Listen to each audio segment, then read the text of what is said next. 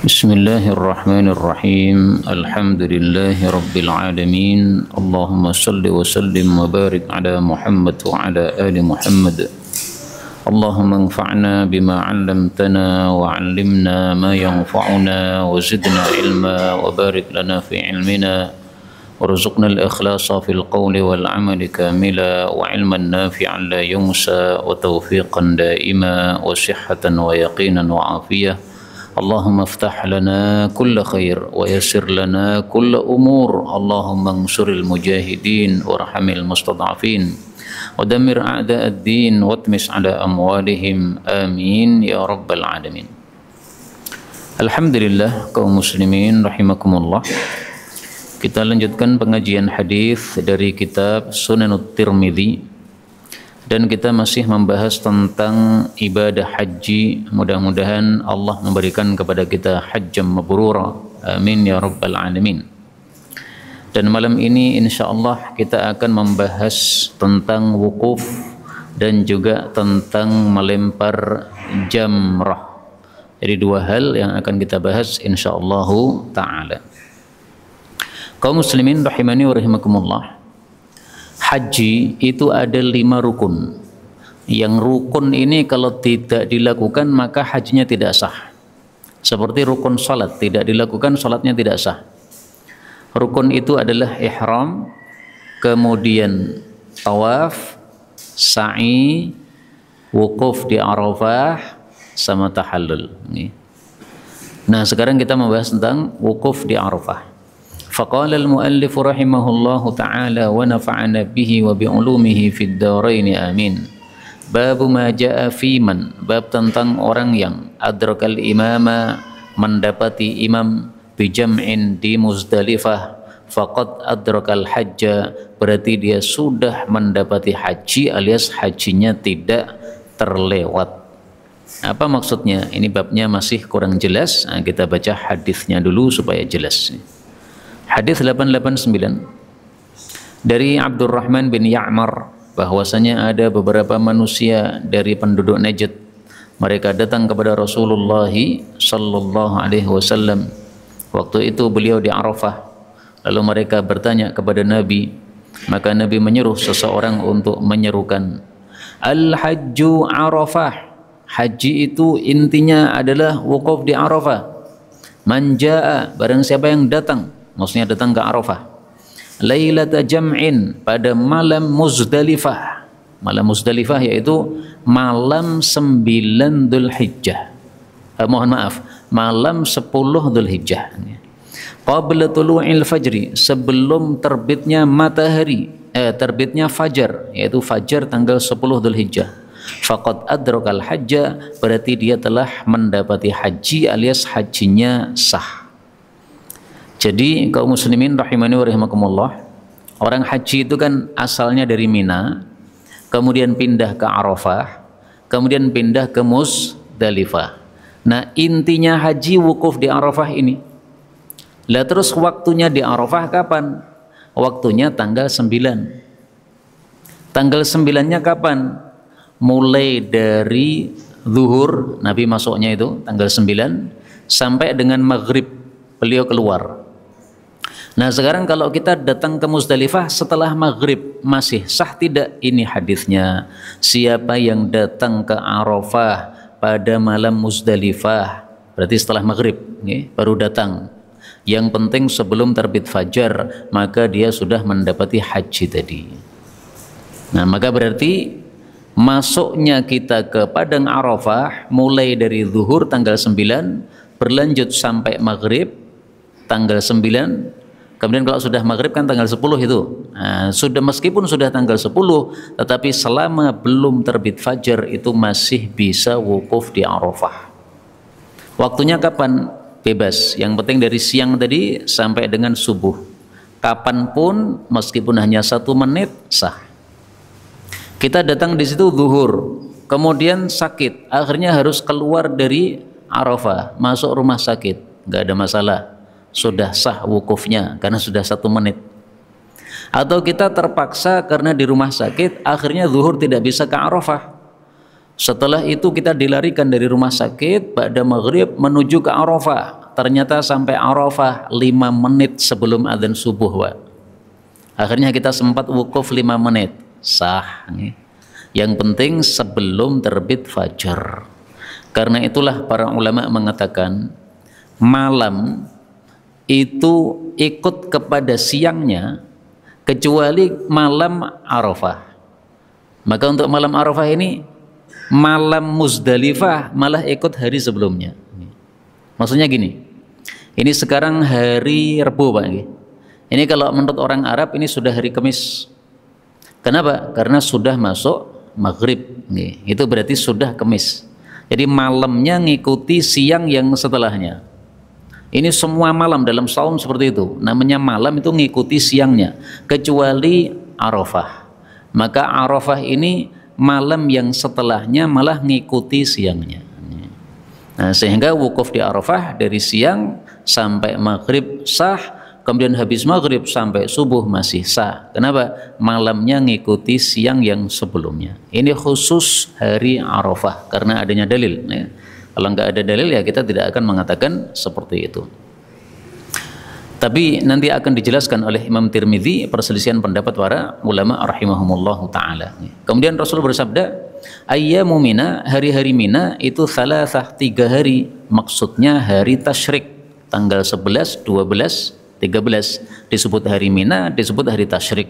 Disebut hari Mina karena orang-orang haji berada di Mina.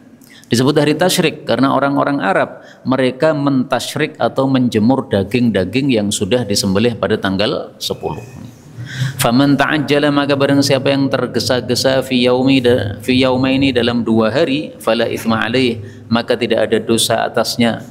Ini yang disebut sebagai nafar awal. Nafar awal itu apa? Yaitu pulang dari ibadah haji pada hari kedua dari hari tasyrik. Tanggal 11, tanggal 12. Sudah melempar jumrah 2 hari kan, akhirnya pulang. Namanya nafar awal, pulang yang pertama. Wa man ta'akhkhara, dan barang siapa yang mundur maksudnya pulangnya setelah hari ketiga, tanggal 13, fala itsma alaih, maka tidak ada dosa atasnya. Ini disebut nafar tsani, ya, pulang yang kedua. Nah, maka istilah nafar awal, nafar tsani ini berdasarkan hadis Nabi ini dan juga ini berdasarkan ayat Al-Qur'an. Silahkan lihat nanti pada surat Al-Baqarah. Disebutkan dalam hadis ini bahwasanya Nabi memboncengkan seseorang laki-laki dan seseorang itu yang menyerukan pengumuman tersebut. Berarti boleh satu onta digunakan untuk boncengan 2 orang, yang penting kuat. Kemudian di sini Imam Tirmidzi menjelaskan pendapat para ulama, tapi di sini Imam Tirmidzi tidak menyebutkan perselisihan, padahal sebenarnya ada perselisihan. Kata Imam Tirmidzi, menurut hadis ini tadi sesuai penjelasan para ulama, maka siapapun yang belum wukuf di Arafah sebelum terbit fajar berarti sudah kelewatan hajinya dan tidak sah apabila dia datang setelah terbit fajar. Karena sudah terlambat nih. Sampai Arafah sudah terbit fajar tanggal 10. Ini sudah tidak sah hajinya. Terus gimana? Wa yaj'aluha umrah. Dia ganti menjadi umrah, wa alaihil hajj min qabil. Hendaklah dia mengganti dengan haji pada tahun depan. Jadi kalau datang ke Arafah terlambat, sudah terlanjur terbit fajar, bukan terbit matahari ya, terbit fajar, maka berarti dia terlambat, maka diganti umrah, kemudian hajinya diganti tahun depan. Dan ini pendapatnya Imam Syafi'i, Imam Ahmad dan yang lain-lain. Apakah ada pendapat yang lain? Ada. Sebagian ulama berpendapat bahwasanya masih boleh wukuf di Arafah selama belum terbit matahari. Kalau di sini sebelum terbit fajar. Nah, sebagian ulama mengatakan bukan fajar tapi terbit matahari. Tapi pendapat ini tidak sesuai hadis tadi karena Nabi menyebutkan fajar, Nabi tidak menyebutkan matahari. Ada lagi pendapat yang mengatakan bahwasanya wukuf itu terlambat kalau sudah tenggelam matahari. Jadi Nabi kan wukufnya dari zuhur sampai maghrib kan. Setelah tenggelam matahari beliau pindah ke Muzdalifah kan. Nah, maka sebagian ulama ada yang pendapatnya ketat sesuai dengan perbuatan Nabi. Nabi wukufnya hanya dari zuhur sampai maghrib, berarti ini batas waktunya di sini. Nah, maka kita jawab itu perbuatan Nabi, tapi di sini sabda Nabi membatasi sampai fajar. Sementara perbuatan Nabi itu sunnah dan sabda Nabi juga sunnah. Berarti lebih kuat pendapat yang mengatakan sampai fajar, karena dia menggabungkan antara dua sunnah Nabi Sallallahu Alaihi Wasallam. Kemudian para ulama mengatakan bahwasanya hadis ini adalah ummul manasik, induknya ibadah manasik haji. Jadi ada istilah ummul Quran, itu surat Al-Fatihah. Ada istilah ummus sunnah, itu hadis tentang innamal a'malu binniyat. Ada istilah ummul manasik, yaitu hadis tentang wukuf di Arafah, karena wukuf di Arafah ini adalah intinya haji, sehingga kita harus melakukan wukuf di Arafah supaya haji kita sah. Kita lanjutkan 891 dari Urwah bin Mudarris bin Aus bin Harithah bin Lam At-Ta'i. Nah, ada orang namanya Lam, Pak. Ini simpel banget namanya ya. Kalau kita punya anak namanya Alif, Ba, Ta, Tha, simpel banget nih. Ada namanya Lam. Dia mengatakan, saya datang kepada Rasulullah Sallallahu Alaihi Wasallam di Muzdalifah ketika beliau keluar menuju sholat, yaitu untuk ngimami sholat. Maka saya mengatakan, ya Rasulullah, sesungguhnya saya datang dari Jabalai Tayyi, dua gunung Tayyi, nama satu tempat ya, nama satu kabilah. Aqlaltu rahilati, saya sudah membuat lemah kendaraan saya karena perjalanannya jauh. Wa at'aftu nafsi, dan saya sudah membuat lelah diri saya juga. Demi Allah, saya tidak meninggalkan satupun hablin, gundukan atau bukit, kecuali saya wukuf di atasnya. Apakah haji saya sah? Maka Rasulullah Shallallahu Alaihi Wasallam menjawab, man syahida salatana hadhihi, barang siapa yang menyaksikan salat kami ini. Salat apa? Yaitu salat yang dilakukan di Muzdalifah, salat subuh. Wa waqafa ma'ana, dan dia sudah wukuf bersama kami, hatta nadfa, sampai kami pergi dari Muzdalifah menuju ke Mekah.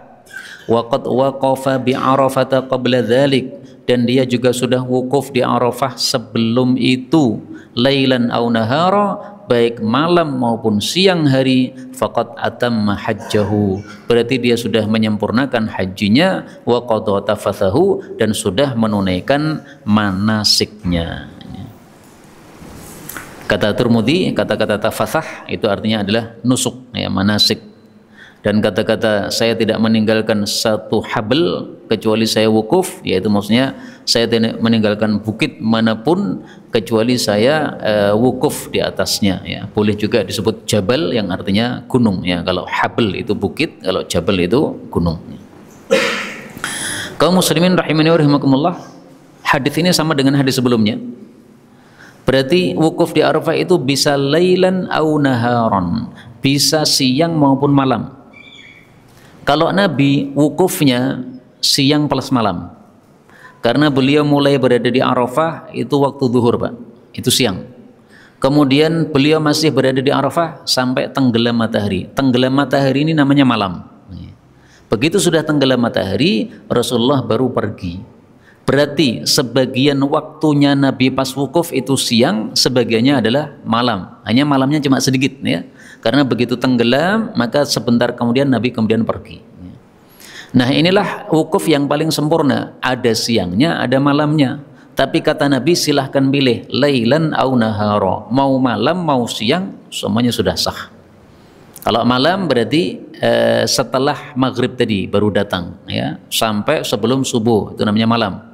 Kalau siang berarti tadi ya, dari waktu zawal tergelincir matahari sampai maghrib tadi, nah, itu adalah siang. Itu semuanya sah. Nah, makanya pendapat-pendapat yang mengatakan bahwasanya harus wukufnya itu siang dan malam, ini tidak sesuai dengan hadis ini, karena di sini oleh Nabi disuruh milih ya, milih siang, milih malam, semuanya adalah sah. Dan itu adalah pendapat jumhur ulama rahimahullahu ta'ala. Tapi memang ada pendapat yang mengatakan bahwa wukuf tidak bisa dilakukan di malam hari. Kalau hanya dilakukan di malam hari, maka hajinya tidak sah, tapi pendapat itu tidak sesuai hadis ini. Kemudian kita lanjutkan bab berikutnya, bab ma jaa fi, bab tentang taqdimid dha'afah, mendahulukan orang-orang lemah, min jam'in, dari Muzdalifah, bilailin, di malam hari. Jadi orang haji awalnya dari Mina, kemudian pindah ke Arafah, kemudian pindah ke Muzdalifah. Nah sekarang dari Muzdalifah ini pindah lagi ke Mekah. Nah dari Muzdalifah ini mestinya meninggalkan tempatnya menunggu setelah fajar, Pak.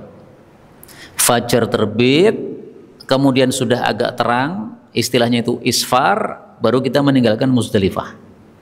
Tapi khusus untuk dha'afah, orang-orang lemah, ini sunnahnya didahulukan di malam hari. Jadi tidak menunggu isfar.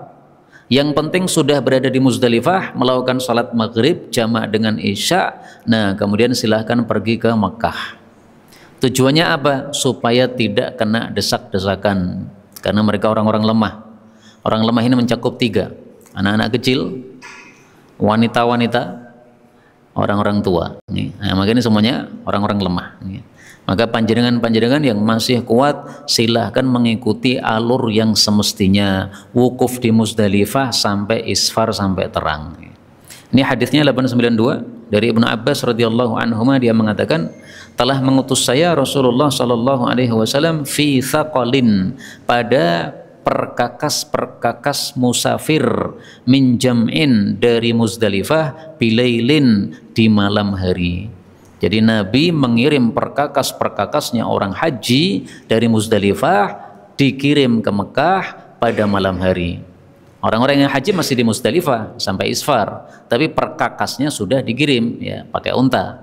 Nah waktu itu anak-anak kecil dikirim juga, wanita dikirim juga, orang-orang tua renta juga dikirim juga, supaya tidak terdesak nanti pada pagi harinya.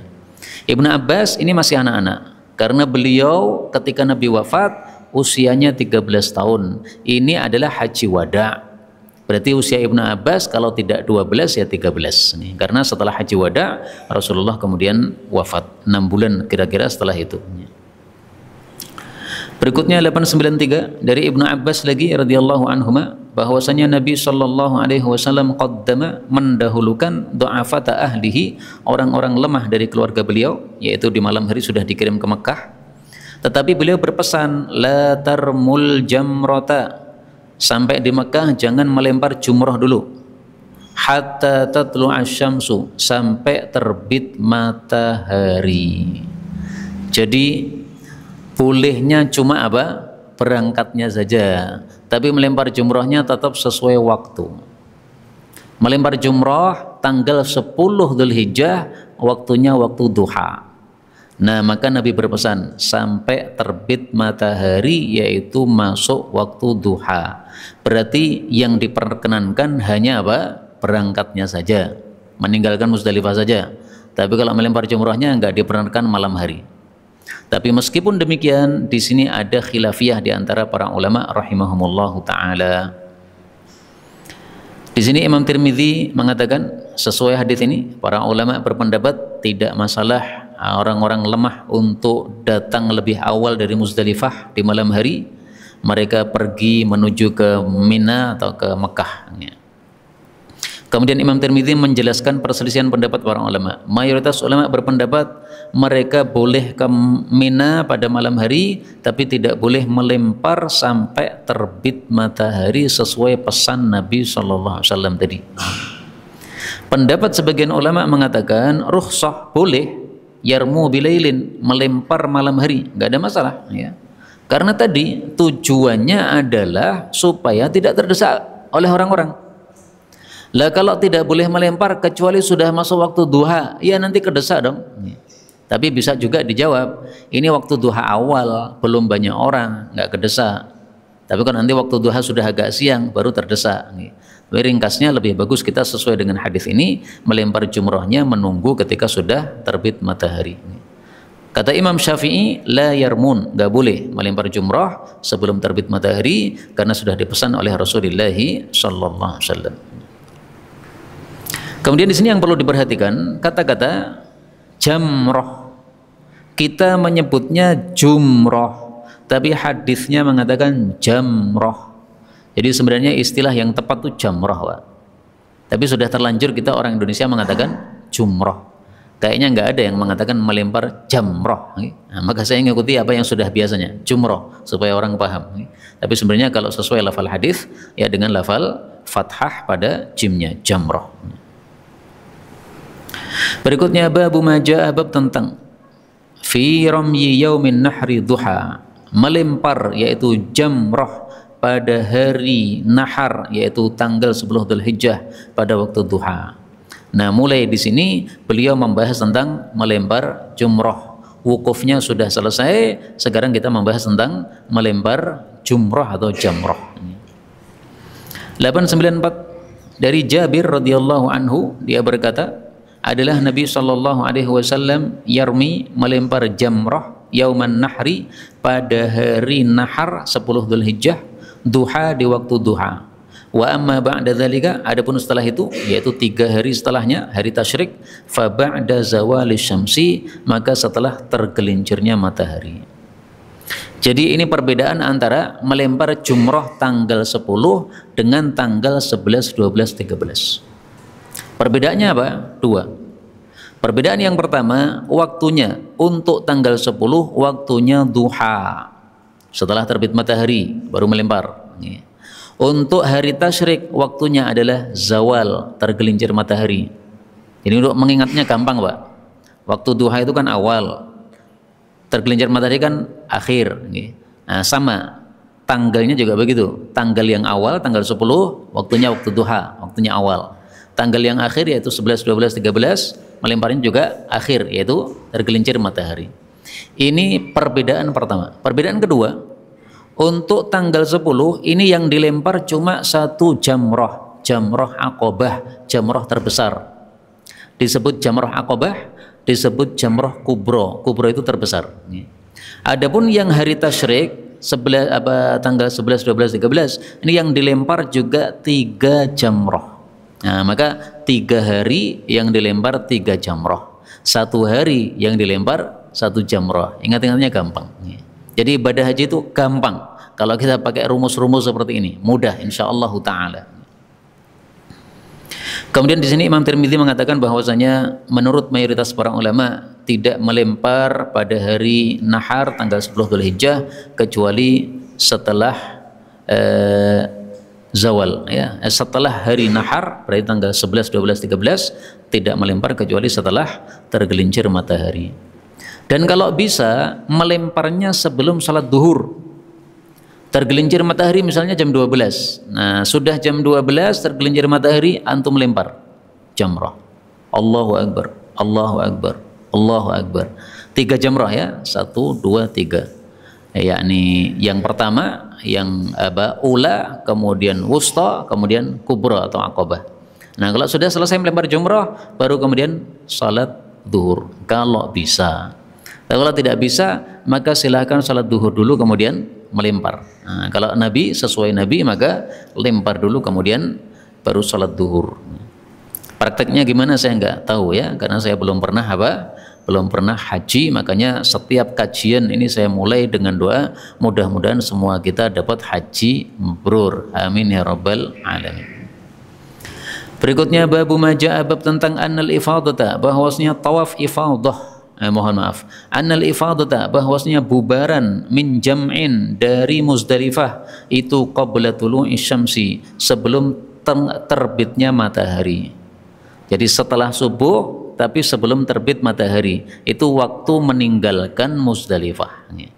Ini babnya sebenarnya kurang bagus kalau ditaruh di sini karena sudah membahas tentang lempar jumrah tiba-tiba balik lagi ke Muzdalifah, sehingga kurang urut ya. Semestinya ini babnya sebelumnya tadi. 895 dari Ibnu Abbas radhiyallahu anhuma bahwasanya Nabi SAW afadha bubaran, maksudnya bubaran meninggalkan tempat dari Muzdalifah qabla tulu'i syamsi, sebelum terbitnya matahari. Kenapa beliau itu bersengaja meninggalkan meninggalkan Muzdalifah sebelum terbit matahari. Kenapa? Ternyata ada sebabnya, Pak. Dijelaskan oleh Imam Tirmidzi, wa innama tiada lain kana ahlul jahiliyah, dulu orang-orang jahiliyah, yantadhirun, mereka menunggu di Muzdalifah hatta tatlu asy-syamsu, sampai terbit matahari, thumma yafidun, baru mereka pergi dari Muzdalifah. Nah, Rasulullah ingin menyelisih mereka. Orang-orang di Muzdalifah menunggu sampai terbit matahari. Kalau belum terbit matahari, maka mereka tidak mau meninggalkan Muzdalifah. Suruh Nabi menyelisih mereka. Sekarang kita selisih orang-orang kafir.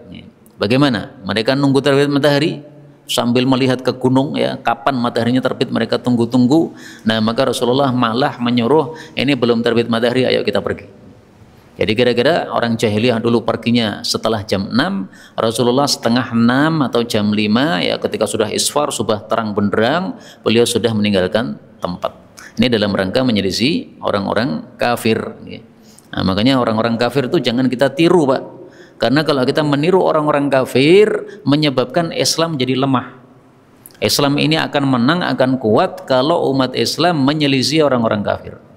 Kalau sebaliknya, meniru, ya, umat Islam ikut-ikutan Natal, ikut-ikutan trompet, ikut-ikutan pakai peci Natal, nah, itu rusak Islamnya, nanti kalah pasti. Islam pengen mau menang, sementara umat Islam malah ngikuti orang-orang kafir, nggak bakal. Sabda Nabi yang mengatakan begitu.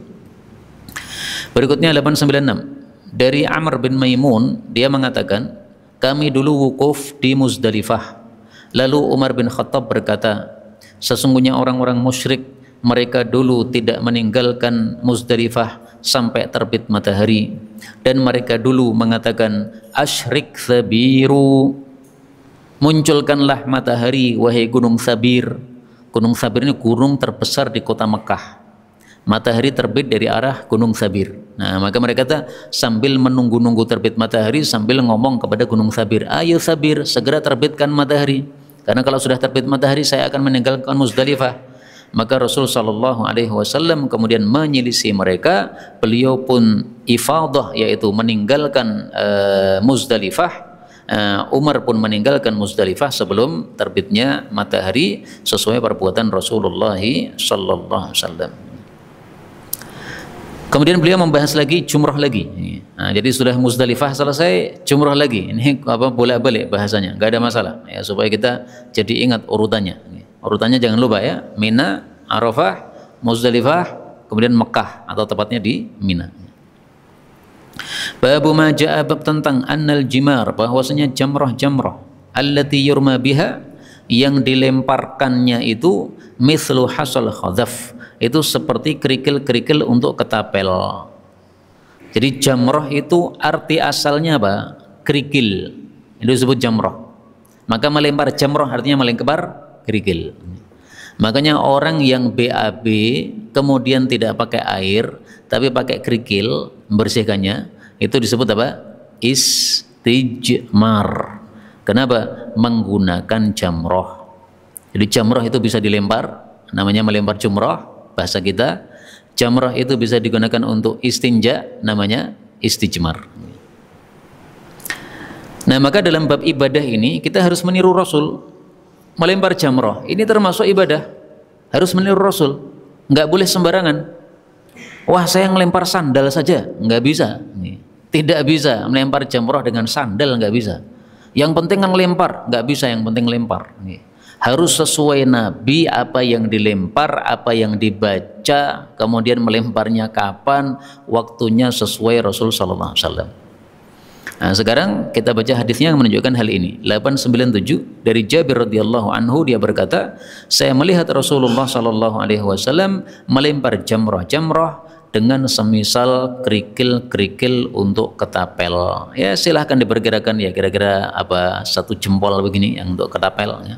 Sehingga tidak boleh dengan apa, batu-batu yang gede sekepal, ya. Karena kalau sekepal ini selain tidak sesuai sunnah, itu bisa mandharat, Pak. Panjenengan lempar, ternyata lemparannya nggak pas, kena gundul orang, gimana coba?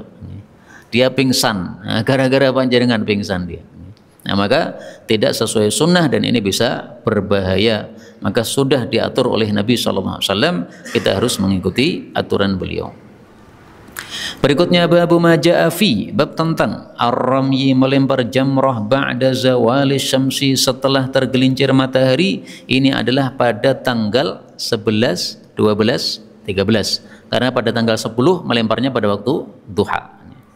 898 dari Ibnu Abbas radhiyallahu anhu, dia berkata, adalah Rasulullah sallallahu alaihi wasallam biasanya melempar jamrah apabila telah tergelincir matahari. Nah, di sini perhatikan kata-katanya al-jimar. Ini jamak, jamrah. Berarti yang dilempar itu 3 jamrah. 1 jamrah ula, jamrah yang pertama. 2 jamrah wusta, jamrah yang tengah. 3 jamrah kubro, jamrah yang terbesar atau disebut jamrah aqabah. Nah, maka di sini kalimatnya jimar. Kenapa? Karena yang dilempar 3 tempat. Itulah melempar jamrah pada tanggal 11, 12, 13, 3 tempat, dan waktunya adalah setelah tergelincir matahari, kalau bisa sebelum sholat duhur. Berikutnya babu maja'a fi, bab tentang ramyil jimar, melempar jamrah raqiban, dengan berkendara naik onta, wa masyian, atau dengan berjalan kaki. Dua-duanya dilakukan oleh Nabi. 899 dari Ibnu Abbas radhiyallahu anhu bahwasanya Nabi sallallahu alaihi wasallam melempar jamrah pada hari Idul Adha dengan berkendara. Mari kita perhatikan lafalnya, pada hari Idul Adha. Jadi berkendaranya itu tidak 4 hari, 10, 11, 12, 13, enggak, tapi tanggal 10-nya itu yang berkendara. Berarti hari-hari berikutnya beliau berjalan kaki. Karena hanya disebutkan yauman nahri, berkendaranya pada 1 hari, tanggal 10. Karena itulah para ulama berselisih pendapat. Pendapat yang pertama mengatakan sesuai hadis ini Rasulullah berkendara, berarti bagusnya berkendara. Ini pendapat pertama, Pak. Pendapat yang kedua mengatakan lebih baik berjalan kaki. Kenapa? Karena riwayat Ibnu Umar, Nabi ketika melempar jamrah itu berjalan kaki. Nah, oleh Imam Tirmidzi digabungkan 2 hadis ini. Kata Imam Tirmidzi, 2 hadis ini menurut kami adalah bahwasanya sebagian hari beliau naik kendaraan supaya jadi qudwah, supaya ditiru, dan 2 hadis ini sama-sama musta'mal, bisa dipakai menurut para ulama. Nah, maka ada 2 hadis ya. Hadis yang pertama hadisnya Ibnu Abbas, Rasulullah raqiban, berkendara. Hadis yang kedua hadisnya Ibnu Umar, Rasulullah yamshi, berjalan kaki. Ibnu Abbas meriwayatkan sesuai yang dia lihat, Ibnu Umar meriwayatkan sesuai yang dia lihat. Nah, kata Imam Tirmidzi, berarti dua-duanya dilakukan oleh Nabi SAW. Kadang Nabi berjalan, kadang Nabi berkendara. Maka ringkasnya dua-duanya boleh. Tapi kalau mau persis Nabi, maka silahkan berkendaranya tanggal 10. Terus 11, 12, 13 ini berjalan kaki, supaya persis betul-betul dengan apa yang dilakukan oleh Rasulullah sallallahu alaihi wasallam. Ini hadisnya Ibnu Umar diulang lagi oleh Imam Tirmidzi nomor 900 dari Ibnu Umar bahwasanya Nabi sallallahu alaihi wasallam adalah apabila melempar jamrah, beliau berjalan kepadanya baik pergi maupun pulangnya. Nah, di sini perhatikan kata-katanya al-jimar, jamrah. Berarti yang dilempar 3. Berarti berjalannya ini adalah pada tanggal 11, 12, 13. Karena yang dilempar 3. Inilah detailnya para ulama kita rahimahumullahu taala. Dan di sini Imam Tirmidzi mengulang lagi perselisihan pendapat para ulama. Menurut mayoritas para ulama, berdasarkan hadis ini, maka silahkan melempar jamrah dengan berjalan kaki saja. Karena dari 4 hari Nabi berkendara cuma 1 hari, sementara 3 harinya berjalan kaki. Berarti lebih utama berjalan kaki karena lebih sering dilakukan oleh Rasul sallallahu alaihi wasallam. Pendapat yang kedua mengatakan enggak begitu. Kalau mau menggabungkan 2 hadis, caranya adalah tanggal 10 naik kendaraan, tanggal 11, 12, 13 berjalan kaki, supaya persis betul-betul dengan Rasulullah sallallahu alaihi wasallam. Nah, silahkan pilih pendapat yang mana, bebas. Kalau pendapat jumhur, cara mikirnya gini tadi, ini 4 hari, 1 harinya Nabi berkendara, 4 harinya Nabi berjalan. Berarti lebih bagusnya apa? Berjalan. Karena lebih sering dilakukan oleh Rasul sallallahu alaihi wasallam. Itu tampaknya cara berpikirnya mayoritas ulama kita rahimahumullahu taala.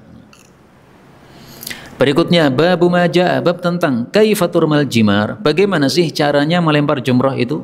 Jadi melempar jumrah ini kan ibadah, maka harus sesuai cara Nabi sallallahu alaihi wasallam. Hadis 901. Dari Abdurrahman bin Yazid, dia mengatakan, tatkala Abdullah mendatangi Jamratul Aqabah, jamrah yang terbesar, maka dia itu istabtana, berada di tengah-tengah al-wadi lembah, wastaqbalal qiblah, menghadap ke arah kiblat. Nah, jadi caranya melempar jumrah itu menghadap ke arah kiblat. Mana kiblatnya, kemana cari. Kalau kita nggak tahu arah kiblatnya, mungkin pakai HP atau jam yang ada penunjuk kiblatnya, maka menghadap ke arah kiblat. Tapi ini saya kasih garis bawah karena ini masalah khilafiyah. Menurut mayoritas para ulama, bukan menghadap kiblat ketika melempar jumrah, tapi menghadap ke arah yang lain, yaitu istiqbalil aqabah, menghadap ke arah jumrah Aqabah. Kenapa? Karena hadis yang menyebutkan Nabi menghadap ke jumrah Aqabah itu hadisnya diriwayatkan Bukhari Muslim. Sementara hadis yang menghadap ke arah kiblat ini diriwayatkan oleh Tirmidzi. Nah, Imam Tirmidzi dengan Bukhari Muslim kalah riwayatnya, Pak. Lebih tinggi derajatnya riwayatnya Bukhari Muslim. Makanya mayoritas ulama lebih suka pakai yang riwayat Bukhari Muslim. Tapi ringkasnya kalau mau pakai hadis ini juga boleh menghadap ke arah kiblat karena hadisnya juga sahih. Dan beliau melempar jumrah ala hajibihil aiman, pada sisi kanan beliau. Kemudian beliau itu melempar dengan 7 kerikil dan beliau bertakbir bersama setiap kerikil. Kemudian Ibnu Mas'ud mengatakan, demi Allah yang tidak ada Tuhan selain Allah, dari tempat inilah Rasulullah yang mendapatkan wahyu surat Al-Baqarah itu melempar jumrah. Nah, jadi setelah beliau melempar jumrah di tempat tengah-tengah lembah sambil menghadap ke arah kiblat, beliau mengatakan Rasulullah dulu melemparnya juga seperti ini. Tapi sekali lagi hadis ini kalah kalau dari sisi riwayat dengan hadisnya Bukhari Muslim yang mengatakan pada waktu menghadapnya ke arah Aqabah. Terakhir di sini Imam Tirmidzi menyebutkan perselisihan pendapat para ulama. Pendapat yang pertama bahwasanya melempar jumrah itu di tengah lembah, 7 kerikil, takbir setiap kali melempar. Pendapat yang kedua, rukhsah, tidak harus di tengah lembah, dimanapun dia melempar yang dia bisa, tidak ada masalah, tidak harus tengah lembah. Karena tengah lembah, kalau semua orang di tengah lembah, ya tidak cukup, Pak. Maka silahkan dimanapun, pinggir lembah, pinggir kanan, pinggir kiri, depan, belakang, tengah, semuanya pokoknya di tempat yang bisa untuk melempar jumrah, nggak ada masalah. Ini yang dapat kita bicarakan, betulnya dari Allah Subhanahu wa taala, dan kalaupun ada salahnya fa astaghfirullahal azim li wa lakum walhamdulillahi rabbil alamin.